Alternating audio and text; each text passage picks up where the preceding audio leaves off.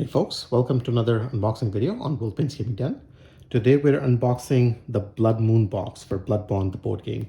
If I'm not mistaken, this includes a lot of the Kickstarter exclusive stuff that came with the recent Kickstarter that was sent out to the different backers.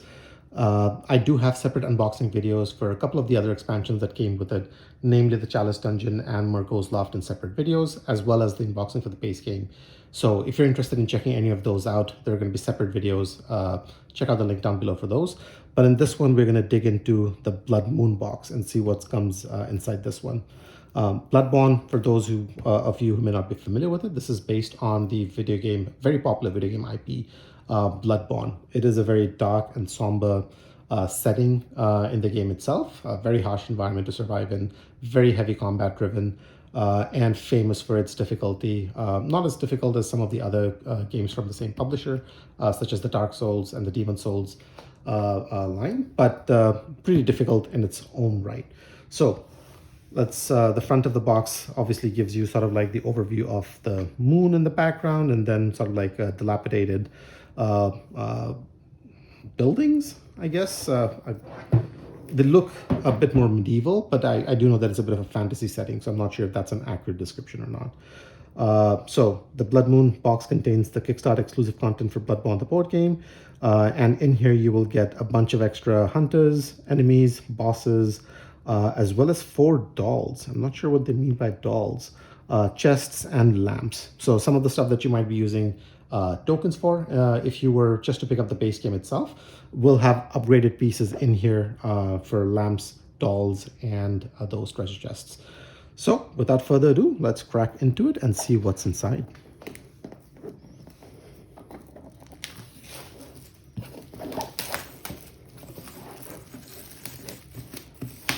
All right, so this is definitely quite a bit thinner than the other one, but it's definitely sort of like a full-sized box if you're familiar with other boxes of the Ticket to Ride size variety.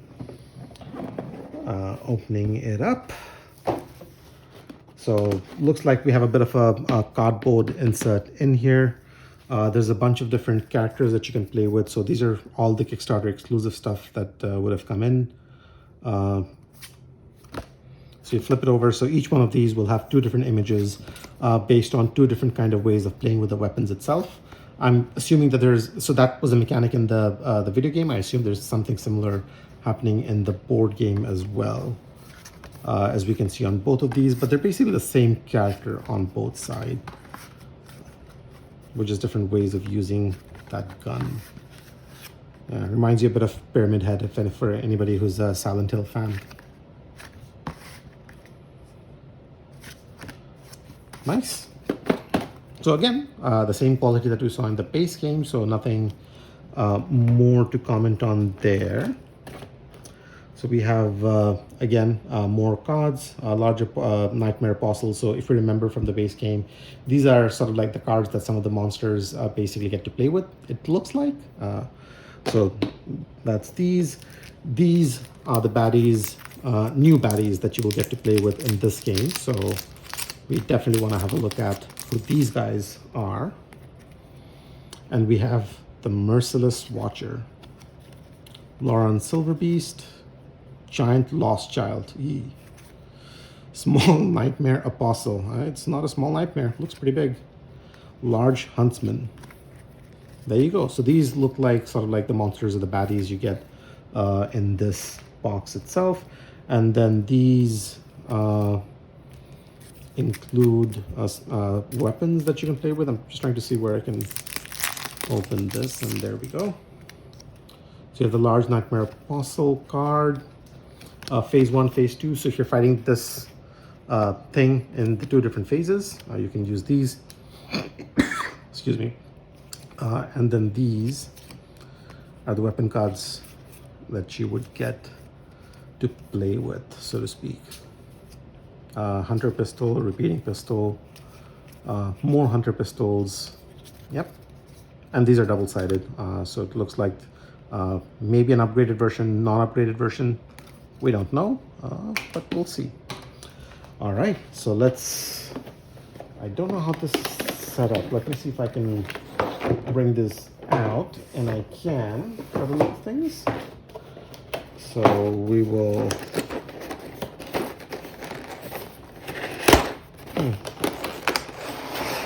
open this up here, and if you like plastic minis, you definitely got quite a few of these right here. So let's get the tape off from the side and start cracking into these. We'll come to this at the very end because just because. Let's start by looking at the treasure chest. So these might be upgraded versions of tokens in the base game, if I understand correctly. Hollow on the inside, but it's not a big deal. These are nice. Definitely will have a nice visual flourish if you were to put it on in a game, I'm sure.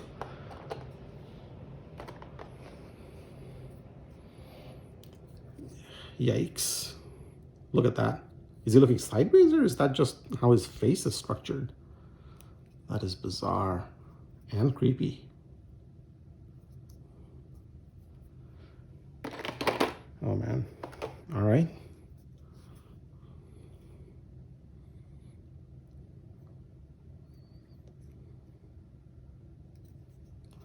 So that's there.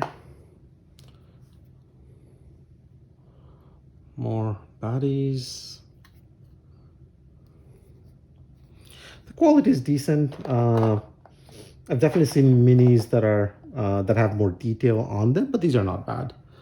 I'm not going to go through all of these, but just quickly pull some of these out. Now, these are the characters that you can play with. So sort of like your heroes in the game.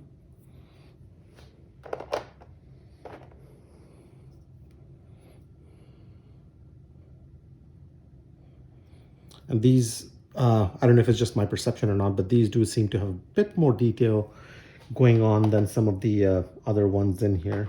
These might be the doll figures that the game had mentioned, I assume, because there's 4 of these that look identical and they don't look particularly scary.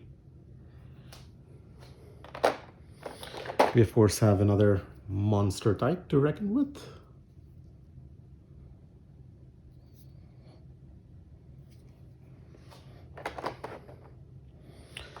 These, I assume, are the lamps.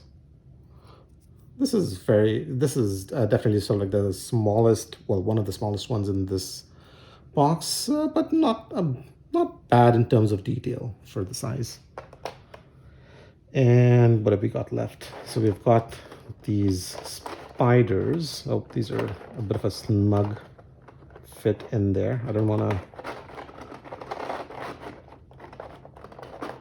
break anything by yanking one of these out, but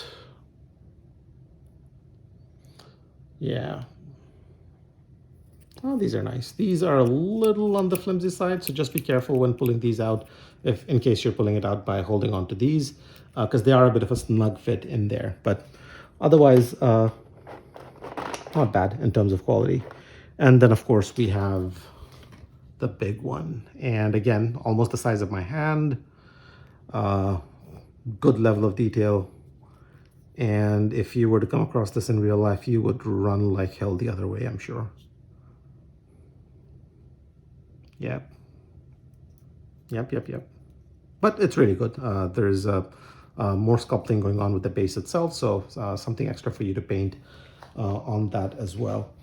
And I think with that, that's pretty much it for what's inside this box. Hopefully you guys had enjoyed it, looking at the contents in here. Again, as a reminder, if you are interested in checking out the unboxing for the base game as well as some of the other expansions, I do have those other videos out as well.